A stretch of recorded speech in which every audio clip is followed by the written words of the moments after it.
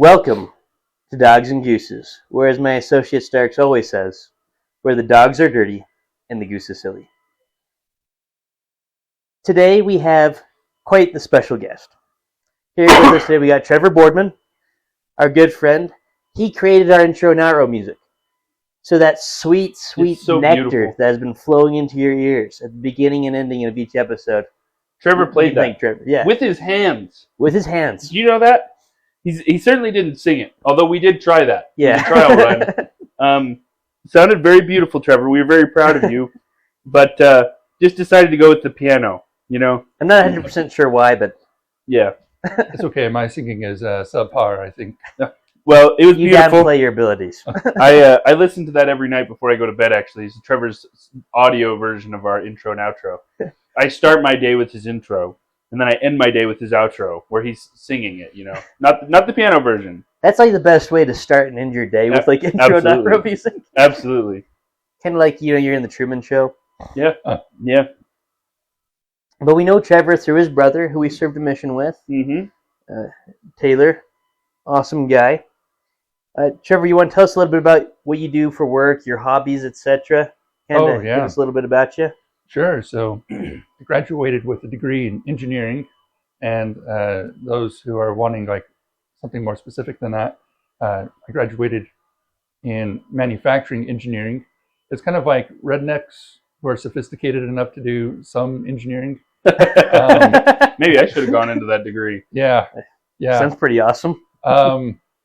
So basically, other smarter people come up with like the designs, and then I run those designs are run by me, and I make sure that you could actually like physically build it. Oh, so are you the bridge between the layman and the engineers? Yep, that's right. So that could be setting up factories or equipment, or telling somebody like, well, you can't physically make that because It's right, impossible. like it's impossible, right? Yeah. So it's a lot of working with 3D printing and lathes and mills and stuff like that, which is pretty cool. That's awesome. So, but funny enough, I don't work that job, like in that field. I actually work in construction, and Starks knows and Williams knows that I'm actually hiring Starks to work on a lot of my projects for me. So, and hopefully he's doing okay for you. Yeah, he's only threatened to fire me a few times. Okay. A couple times, but that's about it. Once or twice, it's not a big deal, but 3 or 4 times, Starks, you better watch your back. Well, it's been about 5. Is that a problem? Take that with Trevor. That's about as many jobs as I've put him on. Oh, he only gets after me when I put explosives in the walls. Oh. Which is every job. Trying to leave your trademark? I was doing a flooring job the other day, and I opened up the wall to put an explosive in it. And that wasn't okay? We swapped it out for insulation. Okay. Way more boring insulation. It's flammable, so Yeah, it was good enough. That's how he convinced me. He's like, "This is flammable. It's pretty much the same thing." And he's much smarter than I am. So I was like, "Oh, Trevor, no, I do." Trevor say big boom. Trevor say big boom. If I right. like big boom. Yeah. Hobbies, like I really love painting, playing the piano, as you know, just chilling, watching movies. Yeah, that's pretty much about it, I feel like. I will, just a quick insertion, I've seen Trevor's paintings. And really good. Quite impressive. Really, really good. Not to mention that he also times himself. And so he's got these paintings that he just says 30 minutes, I'm done. And he does pretty amazing work. I couldn't do it if I spent 5 hours sitting at the canvas. Oh man. In Taken, when Liam Neeson goes, I have a very unique set of skills. That's Trevor. Trevor has a lot of really good skills. If you want to know why our sound quality's been improving, you can thank Trevor. He's given us the technical tips on that front. Mm-hmm. There was one time I almost lost the audio, and Trevor saved me. We almost lost one of our precious few episodes of Dogs and Gooses. You guys would have cried and not eaten for another week. Yeah, could you imagine? Good heavens. Some of our viewers are barely making it as it is, Oh, I know it. Oh, man. Well, I'm glad I could help. It's fun. And we're really happy to have you on. Thank you so much for all you've done for us personally and Yeah, for the we podcast. really appreciate it. Trevor and I, like we talked about, have the privilege of working closely together in construction and fixing things and tackling different projects, and it's just a joy to work with. If you need a custodial guy to supervise the other custodians, Well, Trevor, we were talking about hiring a janitor the other day, weren't we? I think so. Yeah. Sounds guys. pretty legit. I don't do janitorial work. I only do custodial. Oh, well, I guess I'll have to find someone else then. All right. So today, I thought a good topic would be adversity. And thinking about it, usually you think, what is adversity? But I feel like adversity is a widespread thing, although it manifests itself in so many different ways. I think, and I personally recognize that I look at someone else's life, I'm like, they got it way harder than I got it. However, I know that when I'm tallying up the hard things and difficult things in my life, I'm probably rating them just as high as they are theirs, even though theirs are probably way harder than mine. And so I think that's the kind of common human experience. You guys think? Yeah. That no matter what adversity we have, even if we know somebody's got it way worse than us, it's always equally bad across each individual person. I don't know if I'd say like completely equally, but right. I mean, but like seeming but I know to you the mean, individual. Like, yes. Seeming to the individual. Yeah. I don't know. I guess it also depends on your outlook in life, because some people would argue that they've got it harder than other people, or easier. But I think generally speaking, yeah. Right. Yeah. And so I feel like we all got this fairly decent grasp of what it is just being human, and life hits us in different ways. And so, what do you think, Trevor? Do you think that people have a fairly consistent amount of hardship in life, and just like it's just manifested in different ways, or do you think that it's fairly inconsistent? I mean, I feel like hardships come in waves. Like it seems like things go pretty smooth sailing, or they're like, oh man, like life is tough, it sucks. Like, what do I do to get myself out of this hole? But at the end of the day, like I think I know where this podcast is going. In that, like, we're probably going to talk about the fact that I have muscular dystrophy, and I've gone through a handful of trials and things of that nature. We can.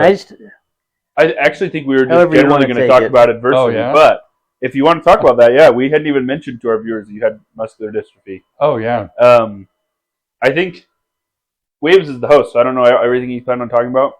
But I think he was probably I just got more of a general outline and however we want to play it. Well, you also talked about your job, your work. Yeah. And, like, kind of the struggles between that. Also in college. We kind of had a conversation about this the other day. That's true. But...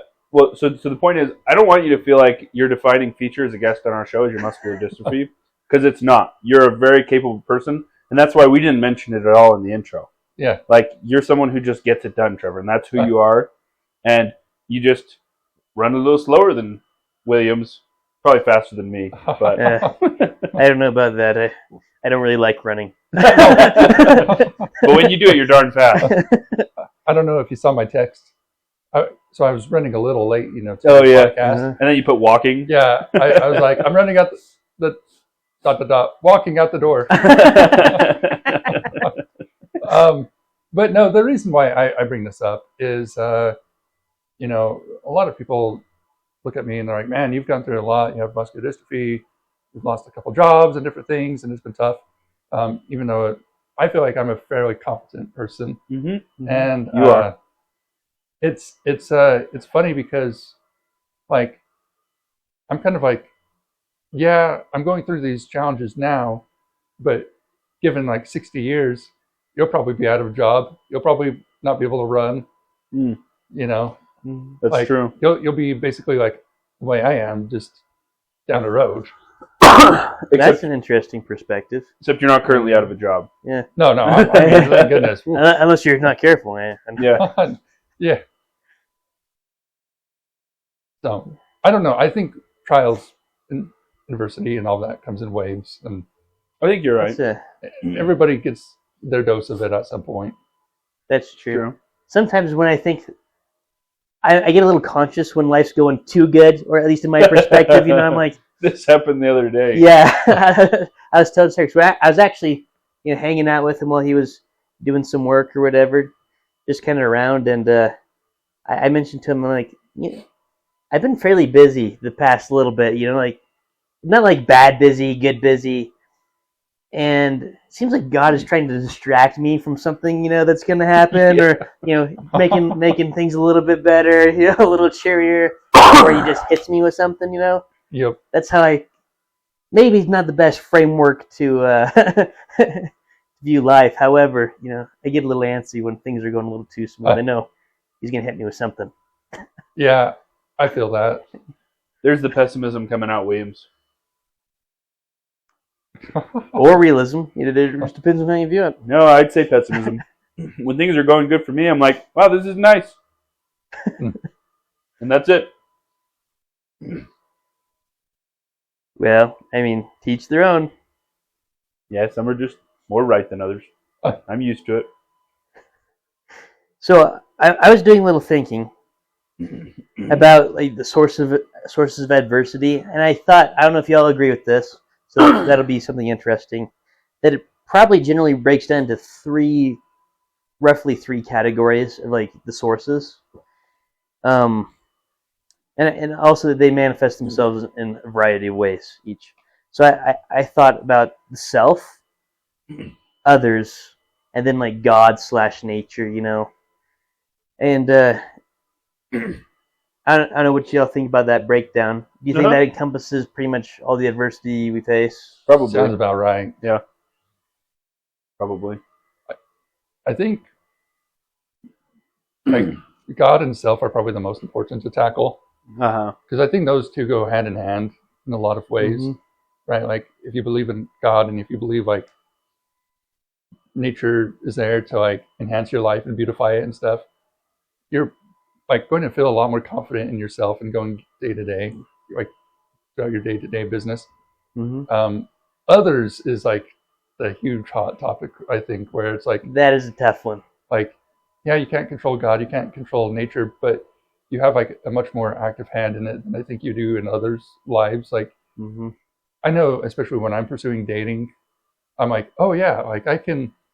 This is going to sound backwards, but I feel like I have the ability to like manipulate people, but in like a good way that like builds them up or whatever, and can like sway them to be a better person. And then, so what you're saying is you're observant of things they like, and then you help them with those things. Yeah. Good. And then I always find out that like, even though I gave someone like this huge pep talk and I'm like, yeah, we're all excited for them to rock and roll. And then a couple of days later, it's like, oh, how did that go? And they're like, oh man, I didn't do it. And it's like, wait, what? Like, yeah. You actually feel some genuine disappointment. Oh, like on fire? Yeah. But, I don't know. Others is really, really difficult. It's a interesting wild card. Because I feel like, yourself, that's within your realm of control. Things with God, not everything's in your control, but, He's promised that whatever He throws at you, it's not going to be too, anything that you can't do, and or that you can't overcome. And then, but with others, promises, no nothing. Yeah. It is what it is. Yeah. And people are strange. Yeah. They're enigmas. I was going to say, well, it's interesting to me too. Maybe you can limit the amount of adversity that you feel to some degree. Obviously, you can't limit it all the way, but by surrounding yourself with good people, with good friends, good family. Obviously, I guess you don't have that much choice in your family, but but creating an environment where you're a lot less likely to be mistreated or have adversity created by those that are close to you. So, I don't know. I think for me, a lot of times, a lot of life and improving life is about creating good circumstances to be in. Yeah. Right. But I also think that there's limits to how much you absolutely can do and how much you just have to kind of accept. Absolutely. I mean, you can't surround yourself with everyone who's fantastic all the time, you know? Yeah. Well, that's why introverts like me, and I'm assuming William, well, Yeah. it's kind of like, hey, here's how I can eliminate all the stress. I'll just eliminate all the people in my life. I think that is kind of what I subconsciously do. Yeah, like it's a real thing. It's like, man, when I become rich, I'm going to build that cabin in the backwoods and move out there Pretty much. and take care of myself because, man, these other people, they're always failing me. Yeah. Fair. Yeah, and have you done group projects, or are you kind of like me, anti-group project? Oh, yeah. Yeah. Because I just hate having to depend on other people who usually don't do their jobs for the grade, Yep. kind of a thing.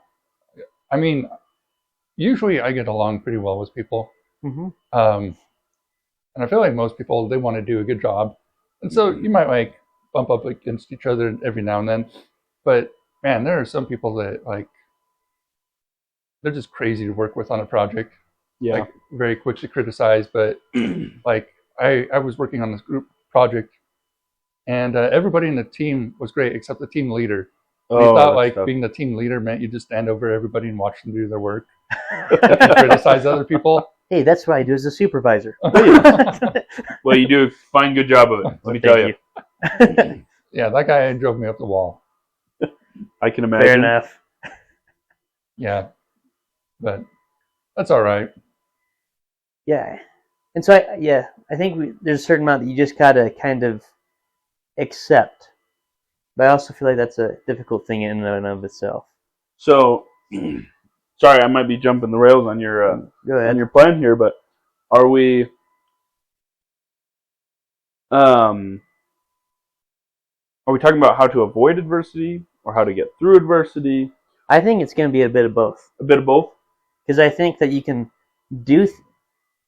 Because I think it's important to like understand the sources, but also come to some conclusion as to what to do when faced with adversity. Well, And I think. go ahead. Go ahead. No, finish your thought. And so I think that will include both avoiding some adversity, because there's, like we said, you're in control of yourself. You kind of dictate certain aspects of your relationship with God, nature, etc. But you can control some of what you do with others. However, there's another component that you just can't really do anything about, and you got to kind of accept or push through. Yeah. I think, or overcome, all those things. Yeah. So, do you think we should start with like avoiding adversity then, and then move on to working through it? Yeah, I don't think that'd be bad at all. Well, I think too, going back to this idea of like avoiding people in general. Mm-hmm. There's one day when someone like cut me off as I was driving down the freeway, and I'm like, man, what a loser! Like that guy totally cut me off. Like he could have both died. Like this is a serious thing. And I get home and I'm talking to my older brother who I live with, and he's like, how was your day? And I'm like, man, my day sucked. Like he was terrible. This guy was a total, moron. Cut me off. Traffic was so terrible. And then as I got thinking about it, I was like, man, traffic was actually like really good. It was just that one guy. Like, why am I letting that one guy affect my whole day and like my perception of that day?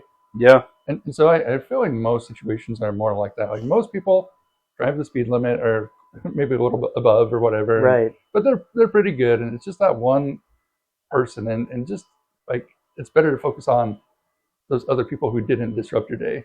Right. Than the one who did. It's also so easy to just grasp onto that negative thing. I don't know. Yeah, I kind of had like a similar experience today. Somebody flipped me off on the road.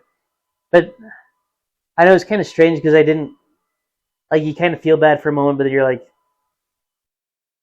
you also, I kind of put in perspective of, I got friends who I know flip off people on the road, and they seem like decent people. Sure, they get a little testy sometimes on the road. Yeah. But, that isn't who that guy is necessarily. And so I think it is putting things just in a general perspective, somewhat. Mm-hmm. I actually had a similar experience this morning. I actually saw Williams and I flipped him off on the road. And so it was tough because I saw him and I thought, man, that guy, he has a good mustache. So I flipped him off. Because you were jealous? Yep. We like to recognize Williams' mustache in this podcast, by the way. Just so you all know, it's here. Looks pristine. Not necessarily voluptuous, but pristine.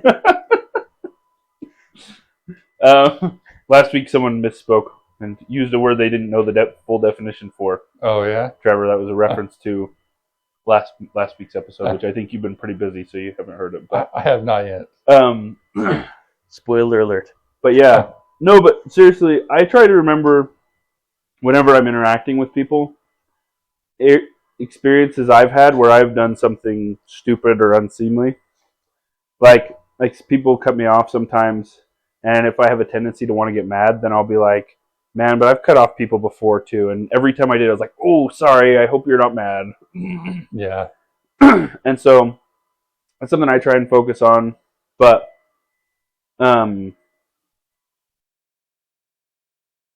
yeah, I think that helps me too. Helps to keep from ruining my day over little things.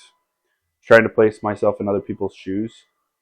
I also think you can go too far with that, which is something I've kind of tried to be better at. Is sometimes you do need to hold people accountable for their stuff. Yeah. And I think it's a little less relevant on the road because you're never going to see that person again. No, and but the most you can do is escalate the the road rage. Yeah, but if it's like a close friend of yours or even a relationship, like someone you're in a relationship with, I think there's a point where you need to be willing to put yourself in their shoes, but you also need to be okay with communicating and saying, hey, hey, Williams, your mustache is a little too good. It makes me feel bad.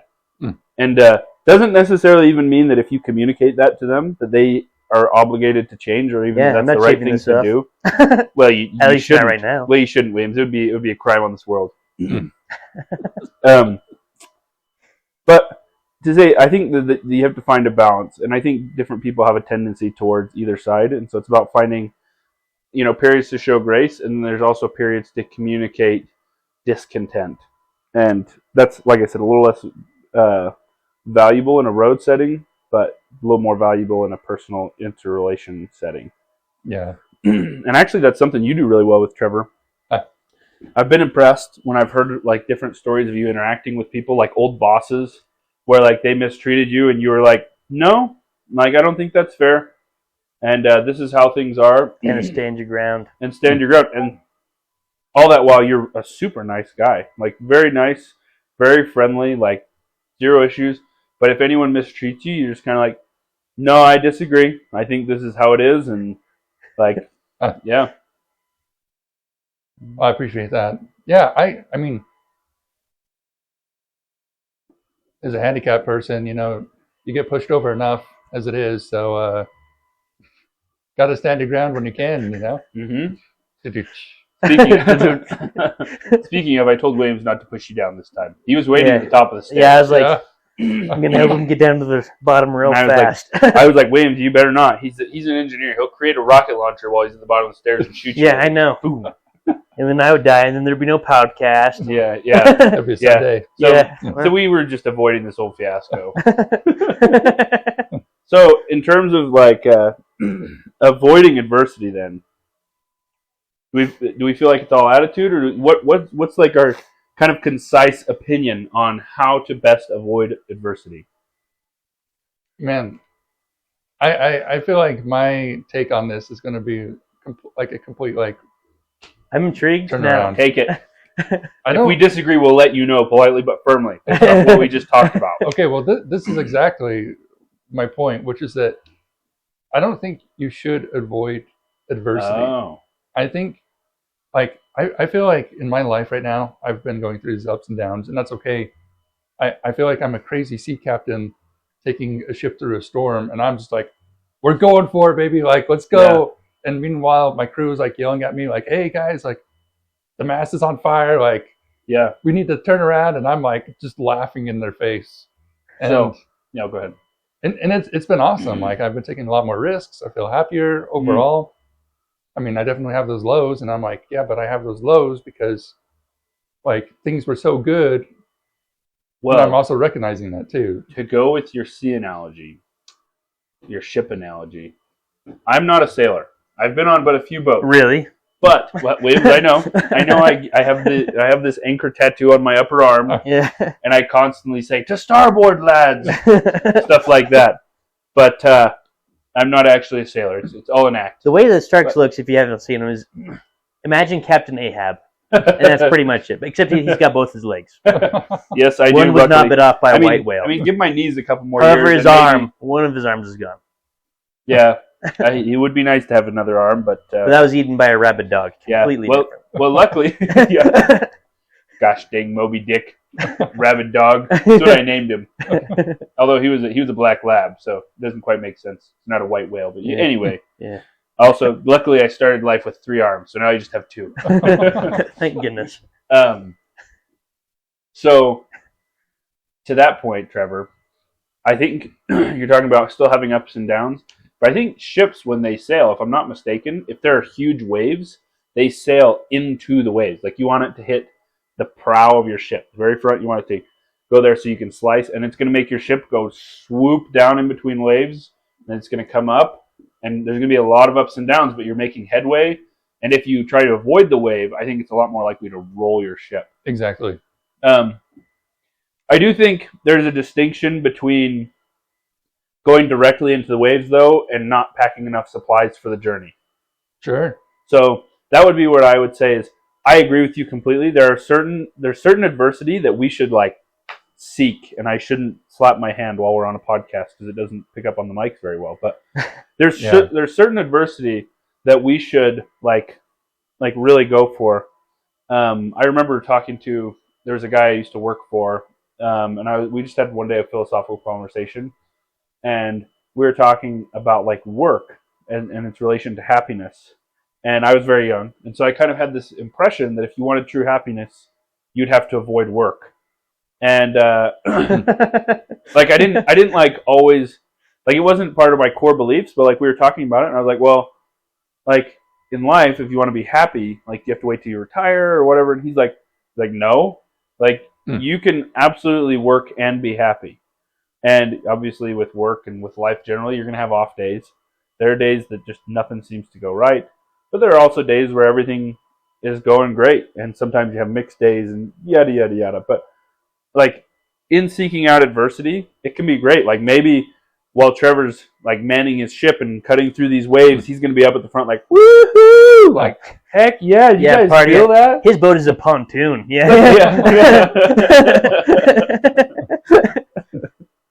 Well, going along with what you were saying, Starks, about preparation, I don't know if you've ever heard what the definition of luck is. I feel like we were talking about this. You talked to me about it. Yeah, please share that. I don't think I've heard it. Yeah. Yeah. So luck is when preparation meets opportunity. Okay. And so I really like that because, yeah, you're right. You have to prep the ship. You have to make sure it's not gonna there's no holes in it. You have enough food for the journey and stuff. For the opportunity, you don't. But yeah, there's so many people that they prepare and they prepare and they prepare, and they don't like the idea that they could possibly fail. And so they never take the opportunity. They just sit on the docks with all the supplies, and they don't do anything about it. And man, even if my ship sinks, I don't care. I'm going to drift back to the shore, build a new boat, and we're going to freaking do it again until we get it right. That is awesome determination, Trevor. You are a much better man than I. Well, I don't know. I think I've told Starks about this. But I had a dream when I was unemployed. So, to our listeners, my last job, I was let go because our CEO was actually embezzling funds and was lying about our financial situation. So the owners came in the office. They took a look at everything when they found out. And they're like, oh, we're on the verge of bankruptcy. We have to let a bunch of people go. And so I was without a job for 7 months. And I feel like work is a part of happiness. And I really believe that now because 7, 8 months without work, you're like, man, what am I You felt the difference doing with my life? Yeah, it was such a struggle to land a job, and it was pretty tough. But I remember I had this dream where my mom entered into my bedroom, and she had a painting of mine in her hands, and it was half finished. And she's like, why haven't you finished this painting? And I started coming up with all these excuses like, I'm just too tired. I don't have the skill to finish it. And like, it's 10 o'clock in the morning in the stream and I'm like still in bed, Yeah. And she like pulled an easel out of thin air, like whipped out this painting in like 5 minutes. And she flipped around the easel and showed me the finished artwork. And I was like, holy cow, how did you do that? And she's like, yeah, if you were to push yourself and do a painting every day, just set aside those 30 minutes, kind of like what you brought up earlier, you'd be able to do this too.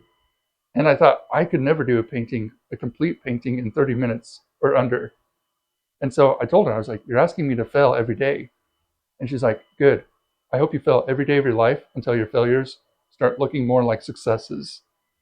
And that's where like that 30-minute a day painting came from. It's from that dream. And I woke up and I was like, holy crap, like that's so profound. And so I wrote it down, and that's something that's like become a part of me. I think that's a great core value because it's easy to just be beaten down and then kind of accept that things are the way that they are and I'm going to keep getting beat down. But also, yeah, we don't recognize the little improvements that we're making in each successive failure. Oh, yeah. Well, I mean, think about your podcast. Like, it came out at first and the audio was like, okay. And maybe there's things to criticize and you might be like, man, should we even release this? Like the audio didn't turn out that great or whatever. But you know what? Like for most listeners, it's good enough. Mm-hmm. And it really is, it looks like a success. And like you're improving it and it's like getting better and it's being refined. And just imagine if you're like, yeah, we don't have the right equipment. We're not doing this. We just abandoned ship. Yeah, like you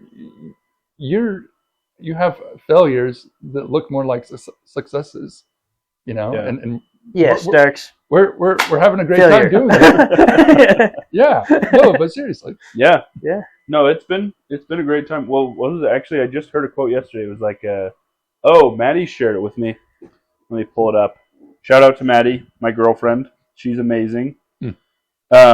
So we were talking, and she shared with me a quote about quitting and not quitting and stuff.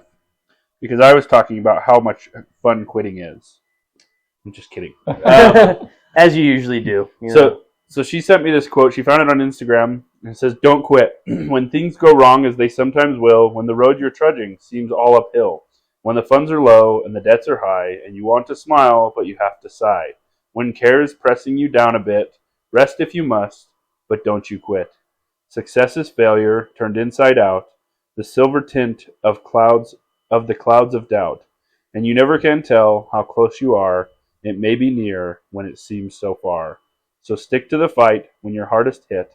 It's when things seem worst that you must not quit.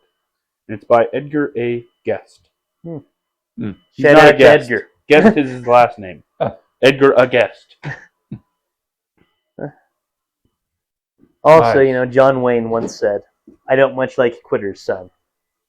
That's profound, Williams. Yeah. That's very profound. So, shout out to John. Good old John.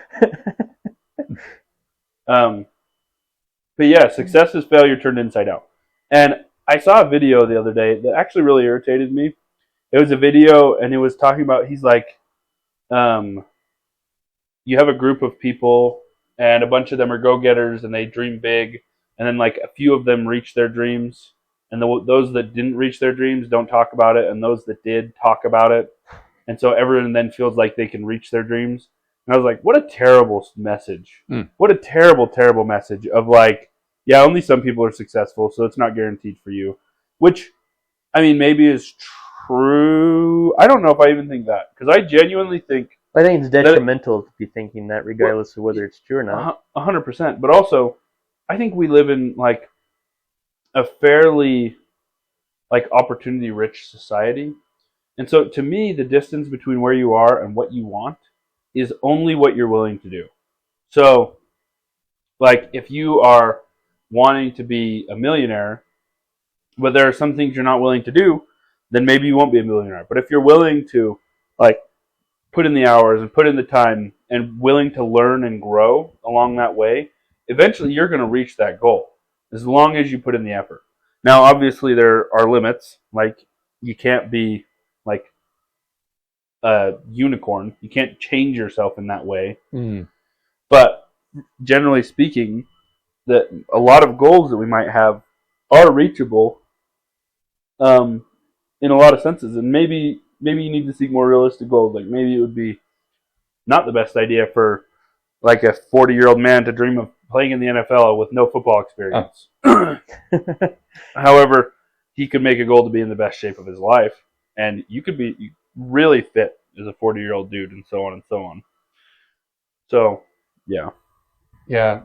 Well, and I don't know, the times that I feel the most like happy or fulfilled in the face of adversity has been when I just feel like I'm improving.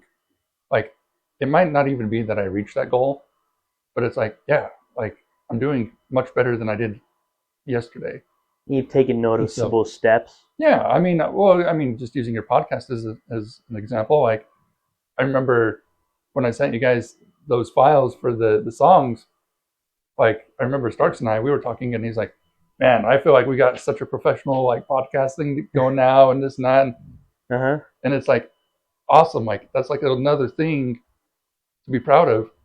But I'm sure you guys are both thinking like, how can we make it even better? And like, how can we like improve the setup and like, what are some guests that would really like make the podcast like, shine and so this thing is going to become really polished off at the end. But we're hoping you're the next step in that, Trevor. Like you're our prestigious guest. Yeah, you're our prestigious guest. We're gonna go from you to Benjamin Franklin. Yep. Oh dang! That's our kind of how we're gonna get Benjamin, but yeah, we've been trying to workshop that. We found a guy named Benjamin Franklin. Yeah, we're gonna have him on. He lives in Kentucky, so. Luckily, he's homeless, so he's willing to go mobile. Yeah, that's fair. So we've now talked about preparing for adversity and being willing to face it. Mm-hmm. Also, along these lines, I liked y'all's ship analogy. Mm-hmm. I'd like to offer an additional analogy because this analogy has been with me a lot. I've thought about it a lot. Are y'all familiar with the difference between, there's many differences between a bison and a cow. Oh, we've talked about this, yeah. I think we talked about this. Have you heard about? I grew up in a town full of bison, and I know you can cross them. You can get a beefalo crossing them. Can you? Yeah, it's a real thing. If any of you viewers want to get Williams and I a beefalo, delicious. Yeah, it does sound really good. I would love a beefalo. Yeah, beefalo. Yeah, beefalo. Beefalo. It's a cross between a buffalo or a bison and a cow. Well, since we're so famous, Williams, if any of you viewers want to give us a beefalo, we would take it. Yeah. Where would we put it? I don't know. Both of us live in apartments, but we'd find a freezer big enough. We'd take Or I guess we could raise it. Yeah, I guess if you had to. Sorry, but continue. You're good. But one of the differences is when a storm comes, a cow will always, the general idea is the cow will try and run away from the storm, and so then they'll hit the fence, and the storm will go over, and it'll be a lot slower process. However, the bison, they just charge through the storm, and so they come to the end a lot faster. I think there's a lot of situations like that with adversity as well. I think it's ties into that because the storm is only so big. You can definitely go through it faster if you just decide to double down instead of always avoiding it, I suppose. I think that there are avoidable storms, and maybe we shouldn't be avoiding the storms. But regardless, it's faster to get through it if you just full send it. Yeah. Yeah, definitely. So here's my question. What would a beefalo do? It'd kind of be hesitant, kind of start running into the storm, then kind of go back. It would actually just take longer than the cow or the it's bison. Running into it and then it runs back and it's just like zigzagging through the storm sideways. It's really confused. It really doesn't have a set. It's like I don't know what my genetics are telling me to do. Kind of on the fritz. Yeah, it happens. Yeah. So don't be like the buffalo the beefalo, Or the cow. Be like the bison. Mm-hmm. I like that. Yeah, it's a good analogy. Also, I think it's a good thing, like a good analogy for what to do when you're in the storm. Like you say, is double down, take it on, and then also as people, not being bison or cows, I think it's also sometimes okay to seek shelter. Like, not saying that like Partway through, yeah, it's not- cold night. well, I just mean sometimes I feel like if you're going through adversity, it can just seem like too much. I think it's okay sometimes just to stop Mm-hmm. and just relax for a minute, not worry about as much as you can not worry about. That's sometimes Obviously, easier the said than done. thunder and the Yeah. rain is still going to be pouring outside, but finding a safe place, be it like with somebody or going somewhere quiet and peaceful and just taking some time to rest from the storm of your life, I Yeah. think can be important. I think that's where we kind of have an advantage a little bit as religious individuals. We got Mm-hmm. church as like a built-in respite into the week. I mean, yeah, because certain relationships can kind of be a respite, like hang out with the boys, you whatever. But we got that. It can still get rowdy and crazy when hanging out with other people, and church is just kind of relaxed. You feel like it's you and God. It's kind of a nice step back, at least for me. Yeah. I've noticed, so we're all college aged, roughly out of that zone. Yeah. But Mm-hmm. I was talking to a friend the other day, and she had mentioned that she's kind of struggling completing this class, like keeping up with it. It's a lot of stress. And her mom had encouraged her to like drop the class. And she was asking me what my thoughts were. And as we talked about it, I was like, well, why don't you want to drop the class? And she's like, well, it's going to delay my graduation and this and that. And like it's a prerequisite to all these other things. And we were talking about like, well, what is like the goal of you taking this class? Is it just to like push through? And I asked this question knowing that this is actually what she wants to do as a career, is like what this class is teaching her.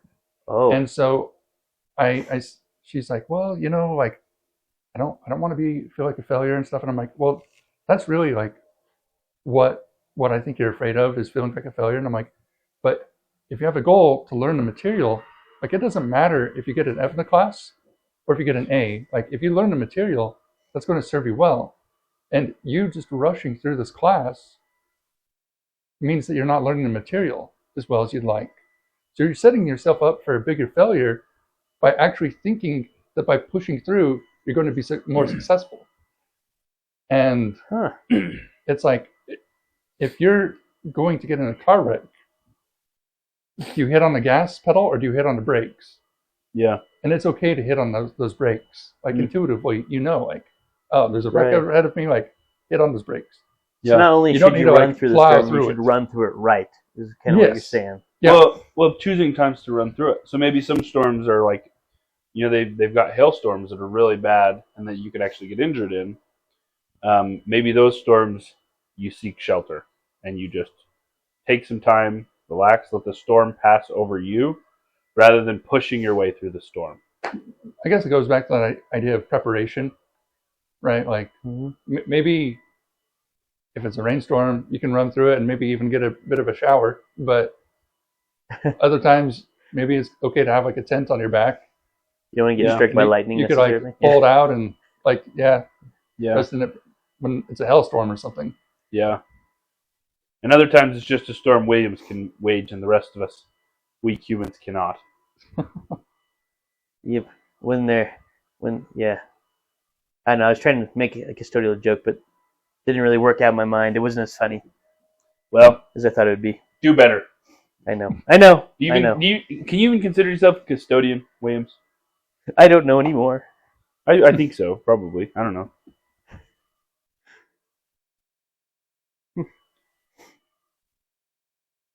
So running through it is definitely, I think, a good thing. We talked about making plans and preparations before we try and push through the storm.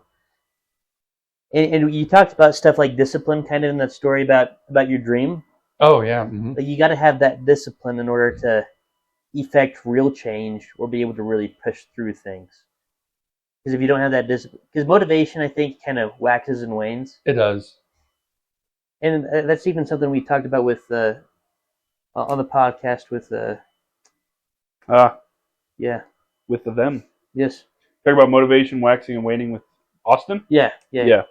with Austin, and he also made the point that discipline is the constant factor, and that's within our control. As long as you got that down, things are going to go okay. But for me, that has been one of the biggest struggles. I have discipline in certain facets of my life, Yeah. but in others that how do we effectively gain this discipline? That's so important. Well, I think coupled with discipline is knowing that you're probably going to fail, and that's okay. So incorporating that into our idea of discipline. Yeah, because I know the things that I'm most hesitant at pursuing are the things that I'm like, I'm going to fail though. And so, like, I might be disciplined for a day and then fail and be like, well, that sucked. Like, not going to touch that again. But when it's like, no, failure is part of the process. Like, that's part of being disciplined, is like going on even past the failure and being willing to fail again and again and again. I feel like much better. It's like, oh, okay. Yeah, I can be disciplined. How have y'all held yourselves accountable to your discipline, or like sat down and recognized your failures in order to grow the discipline? Because that's one of the things I think I struggle with the most. I think it's probably a fairly common experience amongst people that I've talked to. Like, what has led you to success in holding yourself accountable? I think generally speaking, if you want long-term improvement on holding yourself accountable, you need some sort of ritual or routine. Whether it be at the first of the month, every month, you decide to sit down and be like, okay, I, like, this month didn't do this, I did do this, I didn't do this, I did this. So setting aside time to recap. Yes. There's one of the leaders of our church, President Eyring, said that in a meeting for men, he said that he believed that every man should give himself a personal accounting every so often and say, how am I doing in life? What could I do better? What am I doing poorly at? And so on and so on. Yeah, I like that. I think it's interesting to keep a journal. Like, I write weekly. I find that to be helpful.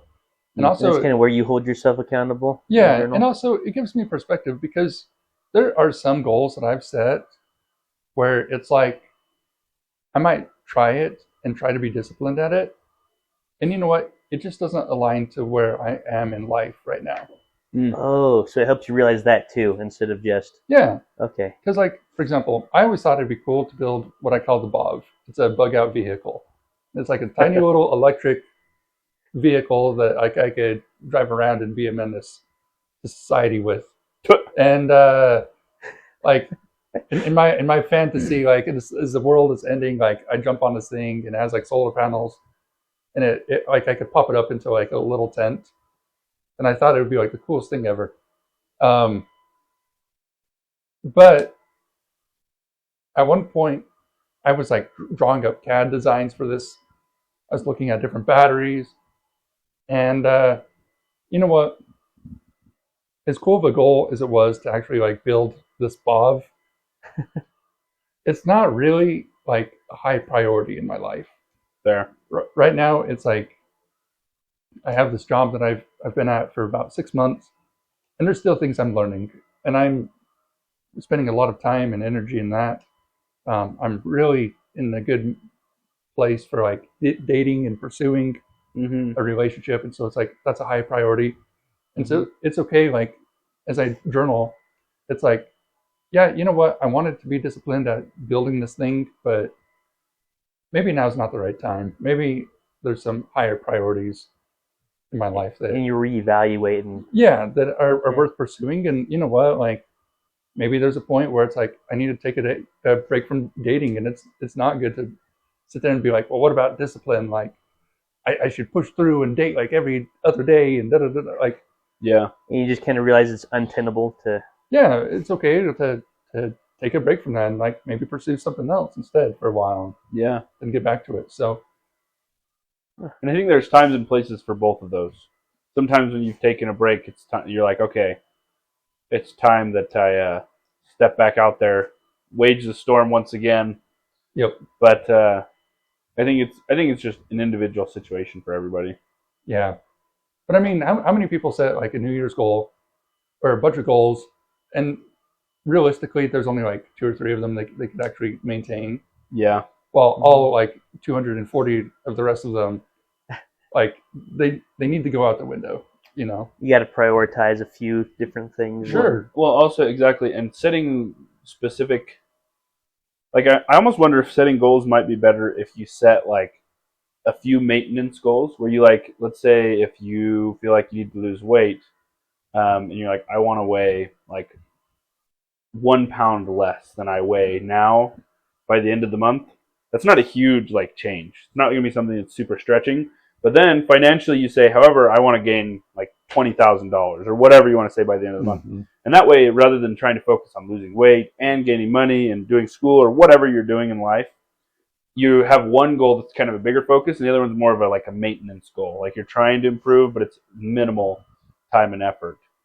Yeah. Well, maybe those goals coincide. Like maybe part of losing weight is that you eat out less and you buy like cheaper food and less food, and therefore you help save money to reach that goal of like $20,000. Yeah, That's a good point. that makes a lot of sense to me. Something that I feel like goes along with this, there's this book that I really, really love. And it takes, I don't know if you are familiar with the Jesuit order in Catholicism, but it takes the Jesuit monks and looks at their organization as if it were a business. And if you consider it as a business, they were crazily successful. Like they're over 450 years old. They've weathered the storm of all these different things. And they had this model of, in each monk's life, they would do certain things. And they were a bit more proactive, I think, than a lot of other monks, and much more versatile. You could put them in a lot of different situations. But one of the things they did is every day, twice a day, during their midday meals and at the end of the day, in their evening meals, they would go over their goals, whether they were reaching them. And they also had, in the Jesuit order, they had like a few set ideals that would kind of govern what they were supposed to be doing. And so they would consider what they were doing in context of those goals, and whether or not the things they were trying to do to reach those goals were really profitable, like what you were kind of talking about, were important to reaching those goals. And so I thought, just kind of a little... Yeah. Well, going along with that, there is a book called The Goal that was written for engineers. And it's kind of funny because it's like a romance novel, but it's about engineering. Really? Yeah, like it's a weird book. But it's like people have so many goals they set, and they're just not good goals. Like, so this book, the premise of it is that this guy has his business and it's failing. And he's like, well, what is the goal that we're actually trying to reach? And as he asks around, people are like, well, our goal is to like make technology or to like, I don't know, advance this thing or to like reach a certain, I don't know, like amount of workers or something. And like, because they were pursuing all these weird goals, they were going bankrupt instead of like, no, the main goal is to make money at the end of the day. They weren't hitting the heart of what they were trying to do. Yeah. And so it's weird because we oftentimes find ourselves undermining like what we really want. Like going back to this girl I gave that advice to, like she thought the goal was to pass the class and like push through and to like graduate as soon as possible. Where I'm like, no, the real goal is like to get that education, and that should be the focus. And therefore, if that's like the goal, then it makes more sense for you to drop the class and take it at another time when you can actually pursue it correctly. Yeah. So we just need to know what we're really trying to get at. Yeah. Well, I think in any situation, it's important to consider your purpose in that situation. Like, not that we go around being like, why am I here right now? But I think it's a pretty healthy habit to say, why am I doing what I'm doing? Like, why do I go to the gym? Why do I date? Why do I like work hard at anything? Yeah. Because once you remember that why, I feel like it's very motivating and very like it's a lot easier to sacrifice for something bigger, whereas it's not that easy. Like if you look at just the class in and of itself, it's not that interesting to sacrifice just so you can get a good grade from like your teacher. I mean, maybe some people really need that grade to feel good about themselves or whatever. But also, I don't know. But on a bigger picture, sorry, I didn't get much sleep last night, so I'm very stuttery and all over the place. But so like maybe you go there to get a good grade, or on the counter, what if you get good grades so that you can graduate like with honors or whatever, you can graduate top of your class or whatever you're doing. And that makes it, to me, a lot more worth it to try and ace these classes rather than just to get a good grade for getting the grade's sake. Yeah. I think even the thing I struggle with is I create this school for the vague idea of happiness at the end, Yeah. This will make me more happy, generally. Yeah. And so I think what I need to start doing is making more concrete, smaller things that I'm kind of working towards, Well, maybe you rather start. than a vague sense of happiness. Yeah. Well, I think happiness comes through fulfillment and like achieving goals. So it comes along the way. Yeah, and so like work is a part of that. Feeling like you're improving, like all these different things, and you can incorporate like others into that. Like this podcast, like if it was just Starks talking, that probably wouldn't be as fulfilling as like us together as friends. I see how it is. But Starks, don't start your own podcast. I am. It's going to be called The Silly Goose and Only Him. Just monologuing for like an hour every day. oh man, Ooh. Oh boy. I think it sounds like a genius idea. What's wrong with you guys? Yeah. oh dude, I was going to say, though, you know what you made me think of? Where you're talking about, like, basically you set specific goals, but you still enjoy the journey and you still progress during it. yeah, I had a football coach one day, ran our guts out. Like, just ran the crap out of us, and I was exhausted.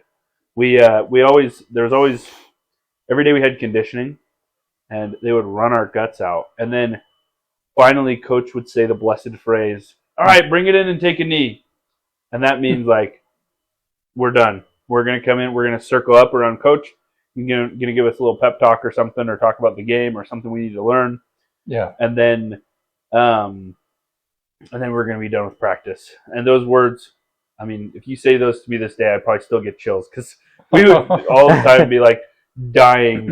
I'm like, and they don't tell you when you're done. They're not going to be like, sometimes they'll say, this is the last one. But a lot of times you're just sprinting around and you're like, oh my gosh, I'm so tired. And then all of a sudden coach blows his whistle and says, bring it in, take a knee. Oh. But one day it was a really tough practice for me, and it was so hot. And coach has us come in and he goes, all right, I want you guys to know something. I know it's been a tough week. He's like, but I want you guys to remember, like, you guys only have so long in school and in football and all that stuff. And he said, listen, I know you guys like love the games, and everybody does. We all do. Obviously, that's like peak football. He's like, but you guys come here for the practices. He's like, you may not think that. He's like, but you come here for the practices because we practice 5 times a week, and we have one game. You spend 1 hour in that game, and usually don't play the entire game. He's like, but you spend 3 hours a day, 5 days a week in practice here with us, running your guts out and doing all that stuff. So you may not think you're here for the practices, but you are. You enjoy this part of it too. And he's like, once you accept that, practices will become a lot easier and a lot better for you guys. And I was like, that's true. Like, games are peak. It's fun to get dressed up. It's fun to go out. It's fun to go play. But also, like, you do go there. We are in life for the practices. We are in it for the work and the joy we get from work and the adversity and all that different stuff. Yeah. It's easy to get lost in the goal, I think, for me. Or like the end, I should say. Well, yeah. Maybe too. I've been thinking a lot about what like my big goal is. And like the biggest goal that I could ever come up with is to have an eternal family. And I feel like knowing that makes a lot of life's decisions easy. Because you just orient yourself towards that. That's a little bit more tangible. Exactly. It's like, because my life goal is to have an eternal family, it's like, well, okay, what are the smaller goals I need to make underneath that? And how am I going to decide like what's worth pursuing what my priorities are. And so it's like, because I want an eternal family, like I'm going to go to church every week. If I want an eternal family, like these are the types of people I'm going to surround myself with. These are the type of people I'm going to date.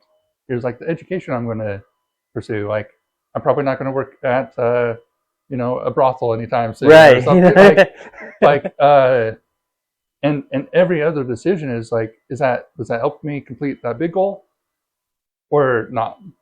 And so that it's good to find like a big overarching goal, and then remember that, and then all the smaller goals will fall into place, as well as like how to prioritize those goals and those pursuits. And then Right. if you can enjoy pursuing those things, then hey, you've got life made. That's true. Well, I think, to your point, we live in Utah, and this is kind of my new analogy. We've had a lot of analogies today, but we live in Utah. The mountains are really pretty right now. I should throw that out there. I've been looking out this window a bit, and they're gorgeous. it is beautiful. I've been enjoying that. They're really pretty. Yeah. Well, and so it's currently middle of winter, so everything's dead. But to your point, I think keeping the main goal in mind is huge. Like, let's say you wanted to travel to that mountain, and it's very pretty. It's very appealing. When you got there, I think you'd find it a bit cold. But let's say it's actually springtime, and there's like flowers all around you and all this stuff. You shouldn't be so focused on the mountain that you don't notice the flowers. Yeah. And so you do both. You focus on the mountain, you look up, you're like, there's my goal. When I get there, it's going to be amazing. I'm going to stand at the top of that mountain, do a Rocky shout. There's me. But then you look around and you're like, but this field is gorgeous. Like I love this field of whatever, flowers, trees. And you enjoy that process of getting to the mountain. And then sometimes when you like run into an area that's not as pretty, you find beauty in what you can. Me and Maddie last night, we went to Disney on Ice, and I'll tell you, in any production I see, be it movies or plays or whatever, I love watching the side characters for the subtleties of the show, or at least not the character who's not the main piece of attention. Because generally, in like any show or scene, there's kind of a piece that's going to draw main attention. But if you look at side characters, there's things that they do that add a ton to every show and piece. And so to me, I think that can be something, to our point of like coming through adversity, is trying to find those subtleties and that subtle beauty and joy in life. Yeah. That's a good point. That kind of reminds me, and this is a little off tangent, but like Star Wars was my thing growing up. Because it's awesome. It is awesome.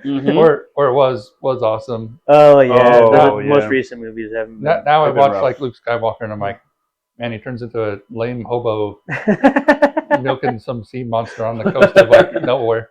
But I was watching like this interview with George Lucas and like what things he did to really make those movies stand out.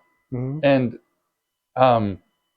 he loved putting guys in scenes that were just like picking up like equipment or moving things around, or just like day-to-day people going about their lives and stuff. And it's kind of funny because I've noticed with these newer movies, like when it's a meeting scene, everybody's like 100% like in the meeting, like listening attentively and stuff. And it's like, where's the dude who's like walking in and out of the room or maintaining something, or like, I don't know. And so dozing off, like it doesn't feel nearly as like real. Yeah. The attention to detail is not as good. Yeah. Which is fair. Like in Star Wars, you see a lot of that. Like there's a lot of background characters doing things like moving boxes or... The battle droids were some of my favorites. Because they would always like do random crazy stuff, and they were just funny little things. Yeah. But yeah, keeping that focus on like those details to your life is also important. Yeah, well, I think that's just part of it, in finding the joy in like even hard situations. Kind of the point I was making. I'm curious. I don't know if we're done yet, but I think I would personally like kind of a summary of what we feel like the steps 100%. are to coming through adversity. So I pulled out my iPad earlier, and I was trying to come up with like a summary of our points, but I wasn't able to focus on the conversation and doing that at the same time. So we started with What's your preparing. broken summary? Prepare well, and that's All it. right. Oh, So I figured we could make one together. all right. Yeah, I think prepare well is I think the start of it. Mm-hmm. Oh, wait. So I think before we prepare, we have to have a goal in mind. Oh, I like that. Like a vision of what we're doing and what we're trying to the clear cut. What we're Yeah. actually the heart of what we're trying to do. exactly. So establish a purpose. Yeah. Orient yourself. Yeah. Orient yourself. I like that better. We'll put that down. Orient yourself. Prepare well. And then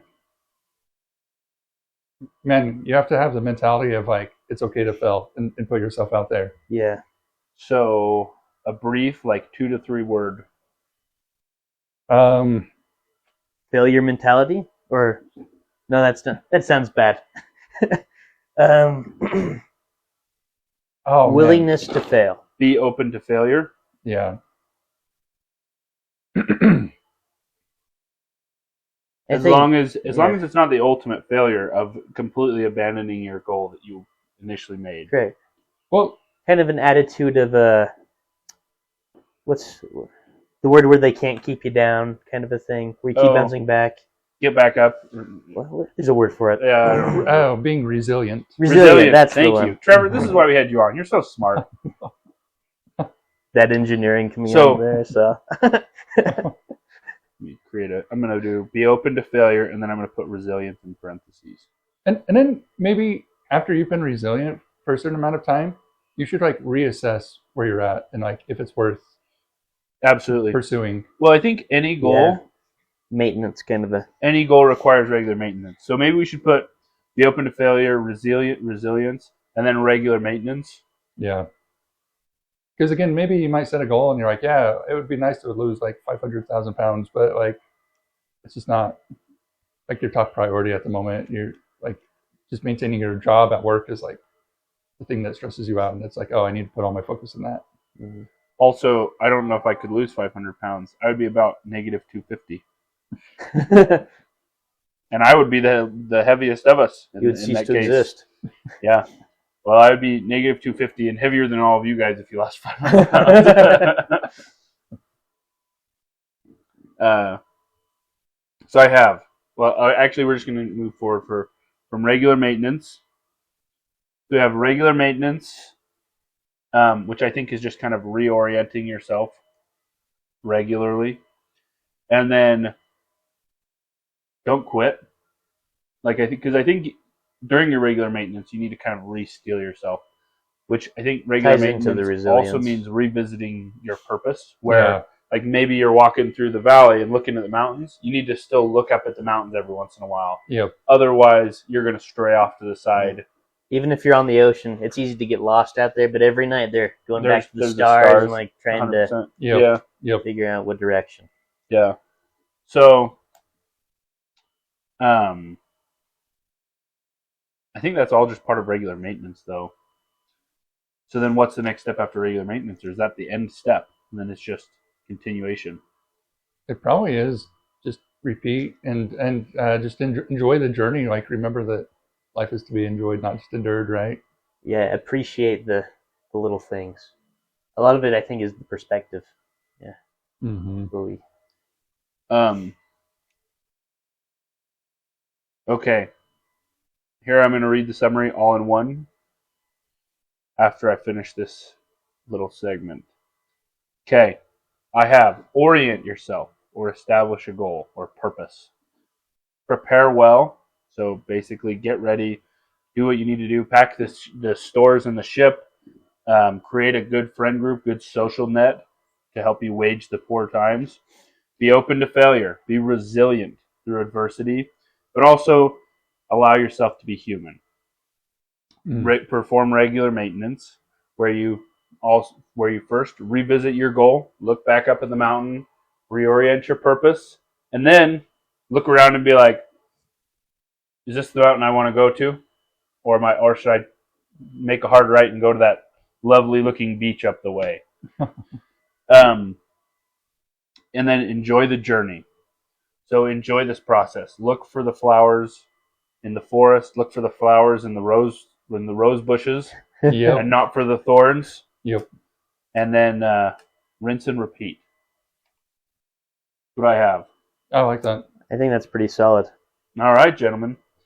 And we will, if we can, we'll put that in the description or something, or release it somehow. Yeah. Um, I think that's a good solid outline to mhm. Mm-hmm. go through. If I have like just one last comment, it's just that one of the things that has like most impressed upon me on like how to pursue goals and like get through adversity and just like love life. There's a guy who he's like a professor and he's dying of cancer, and they're like, hey, you have 6 months to live. And he put on YouTube something called The Last Lecture.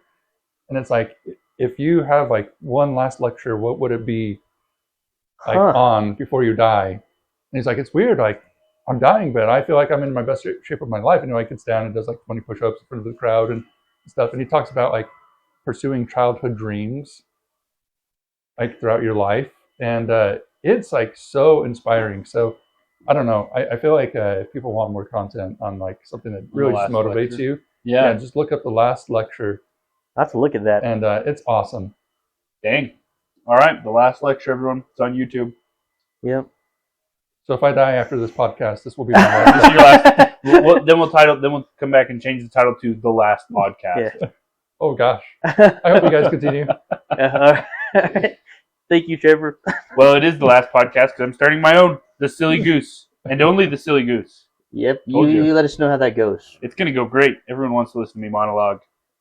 Today the weather's a bit chilly. Kind of lonely here in my room. Just me. No guest ever. No co-host. The carpet's kind of brownish. Ever. Hey, no adversity though, right? Yeah, it's true. No adversity. Goodness. Well, thank you so much, Trevor, for coming on. We really we've been wanting to have you for a while. Yeah. You're one of those guests on the list that were like, we can just achieve the greatness. To get Trevor on, that'd be fantastic. So we really do appreciate having you on. And, yeah, my pleasure. We want to try out this new. Yeah, go ahead. No, go ahead. This new kind of segment that we kind of do at the end instead of maybe replace the news sometimes. Yeah. Try this out, but we want to do a question from our listeners, and we think it's fun because we can discuss it more with our guests and incorporate them in. However, we have not gotten to get a question from our. We didn't put it out last week. Yeah. So. Yeah, we have not gotten a question from our listeners to do for this week. However, I have a question. I think I almost consider it to be the topic because I thought it might be an interesting one for us. But you and I have both gotten degrees in different things, and Starks is working on his degree. However, we're all in jobs right now that don't necessarily utilize that degree in the fullest sense, or it wasn't what we were. It doesn't necessarily go with the degree in a complete way, like maybe we had intended. So maybe do you feel like education has served you well, like the formal education that you've received? Or do you kind of go back and think, maybe I could have gone without it, or maybe it could have been better if I had taken a different route? Like, what's the general consensus with that? Oh man, that's a hard one, guys. Honestly, like, because society emphasizes having a degree so much, I'm like, yeah, for the purpose of like finding a job and work, it served me well. And believe me, I love going around and being like, well, like, yeah, I'm an engineer, people are like, oh my gosh, like, you must be smart. I'm like, nah, only you knew. But like, like that degree aspect of it, because it holds so much weight, I'm like, I don't regret it. At the same time, when it comes to just like practical skills, the things that I've utilized most, even in engineering, were like my ability to write, like self-taught. As you know, I served as a missionary, and I was an online missionary for my 2 years, and that's all I did is type back and forth to people. And that's how I learned to write. And and it's funny because whenever like my fellow engineers were like, yeah, we need some sort of like training manual or documentation on this, I'd be like, yeah, I can do that. And so I would be like that bridge. So you had that edge. Yeah. Or like, I taught myself how to do Photoshop, and that's like how I learned how to work with computers, and that led into like doing audio work and like all of these different things. Yeah. Just So you learning got how to more like general navigate. competency than your Yeah. formal education allowed. Oh yeah. And so even today with like my construction work as a project manager, I feel like knowing how to use Excel sheets and my writing skills and trying to like work with people and negotiate and like all of these different social skills, they did not really come from my schooling. So Yeah. Do you feel like there were some skills that you could only get through the schooling that you're glad that you did, or do you mostly think that you probably could have gone without? I Formal. mostly feel like I could have gone without, if I'm being honest. Like even a lot of the engineering is doing CAD work. Mm. And Taylor was the one who introduced me to like 3D Oh, printing really? and CAD work. Oh yeah, he was a genius with Uh-huh. Like, yeah, I know he did some stuff with it. I just that. Oh yeah. didn't know the full extent, but yeah. Yeah, that's what got me into my major. And so it's funny because when I took those classes, I already had like a good understanding of how to do all of that work. Yeah. And so it's funny because like the jobs that I actually pursue have more to do with CAD and less to do with like there's careers in quality or like um, inventory and different things, and those don't interest me at all. Yeah. But it's like the self-taught skills that I really pursue. Yeah. Huh. Well, I think my answer is pretty similar to Trevor's. I think it's a little shorter. I think I have learned valuable things from school. I mean, I'm not graduated yet, but I think for the most part, and I think we'll probably have an episode about higher education and its purposes, flaws, and possibilities, different things. But I think in terms of like value, I would say my higher education has provided value, but I think it could have provided a lot more value in a lot shorter amount of time if it were done better. And I think it's like currently the cost value of it is probably not worthwhile. I think, like, honestly, if you want my opinion, I am largely at this point in my degree for the certification. I'm in it for the validity it offers to me as a person, like in any job or professional sense. Mm-hmm.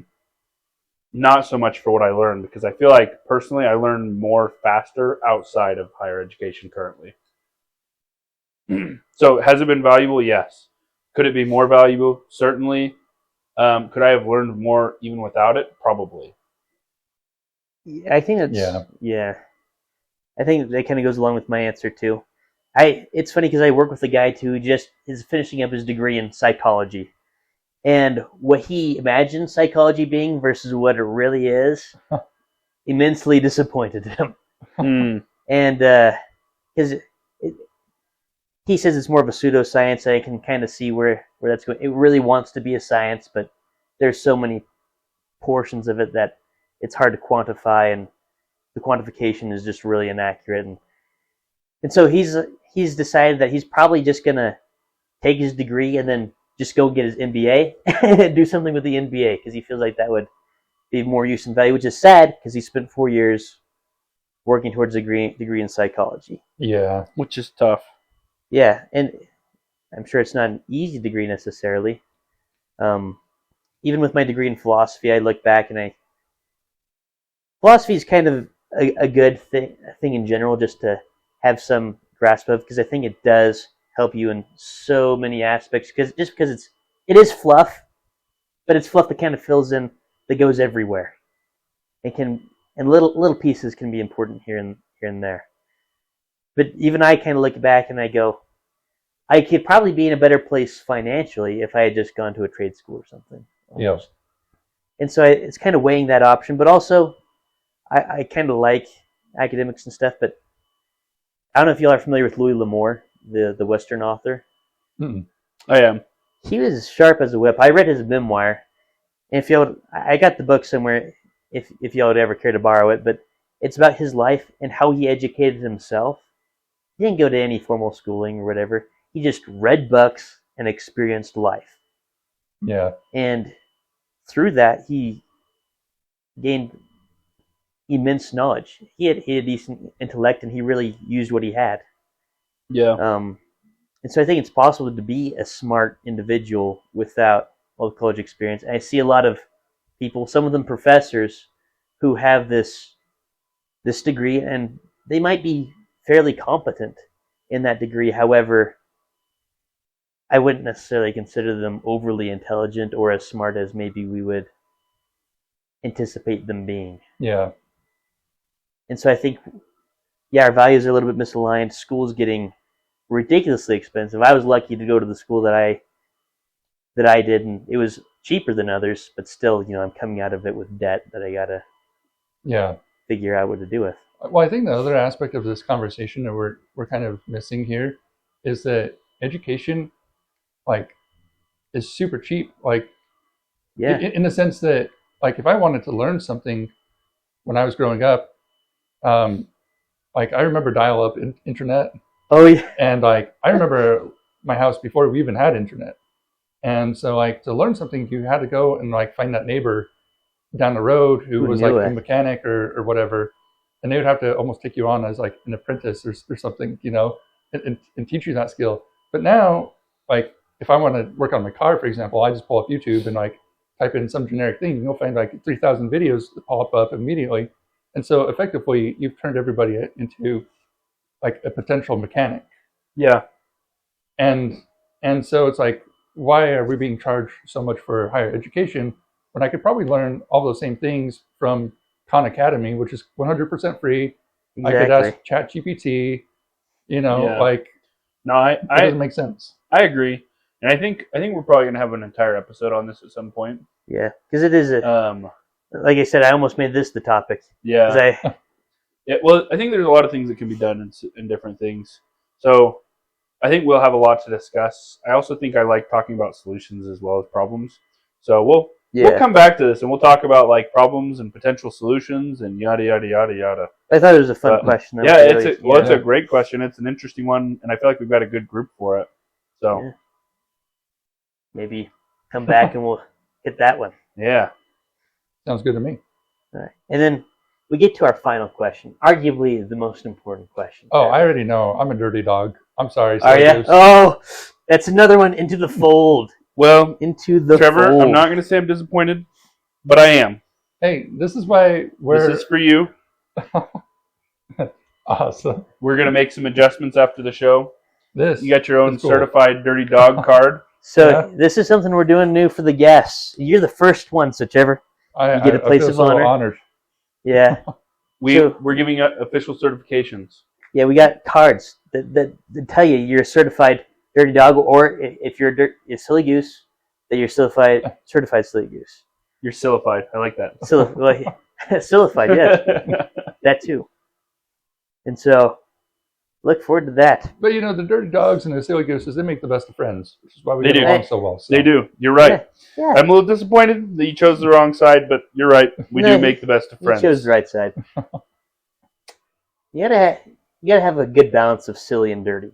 That's just the. It's true. Yeah. It's true. I mean, silly started out strong, but dirty dog's making a comeback. I think we're about even now. You best believe. I'm finding that all the best people are dirty dogs. I don't know if I agree with you. I think they're second best probably. No offense, Trevor. That's all right. Much offense, Williams. Well, good. Again, we appreciate having you on. Could you close us out with our motto? Sure. If you don't remember it completely, that adds to the fun. I did not. Something to do with, if you listen or not, we care not. But I love it. All right. It sounds like more poetic than probably what you had scripted. Beautiful.